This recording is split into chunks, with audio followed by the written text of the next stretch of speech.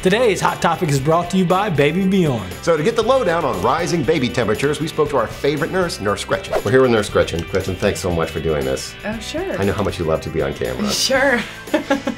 So one of the phrases I dread most in my parenthood is, does he feel warm to you?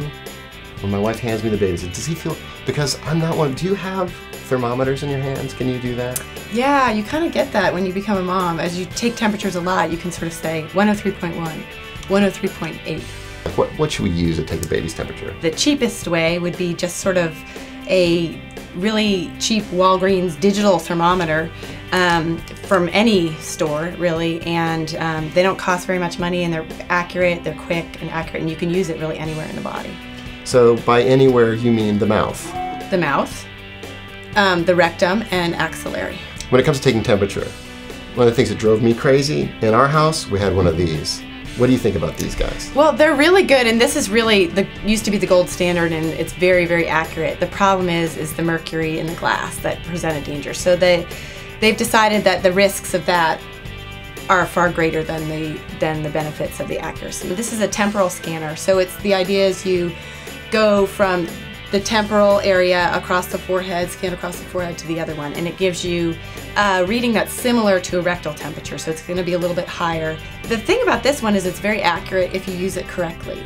If you don't use it correctly, it's not going to give you very accurate readings. So if there's a lot of wax in the ear, or if you don't get it in as far, it's not going to be as accurate. So I recommend, if people have one of these, to also take it with a rectal temperature or something they're really comfortable with, and then they can cross-check till they get comfortable with the technique of this. This is what they use in the hospitals. I recognize that one. There are rectal probes on these, but really by the time they're using something like this, they can usually use a thermometer in their mouth. Usually they say around 4 or 5 years old is when it's appropriate to do that, although there's many people who don't know how to do it. And if you can see right here, it shows exactly where they want you to put it. When should we consult our doctor when it comes to fever? Fever is normal, and it's actually really important for the body to get rid of these diseases. So seeing temperatures from 101 to 103 with viruses for 3 to 5 days is pretty normal. When you start to see them going higher than that or lasting longer than that, that's when you want to consult with somebody, because it may be a bacterial infection, you may need antibiotics. But the more important than the temperature is really, what does your kid look like? Temperature is only one way to check for a sick kid. Does your kid look sick? Are they acting sick? Are they acting like themselves? Well, that's lots of great information on taking your baby's temperature. Thanks a lot, Nurse Gretchen. Thanks. Well, I'd like to thank our sponsor, Baby Bjorn. Thanks for joining us, and we'll see you next week right here in the lab. So, Daddy Brad, do you do rectal? Oh yeah, you got to be accurate, dude. You have to do the rectal. Yeah, the under the arm thing, like that?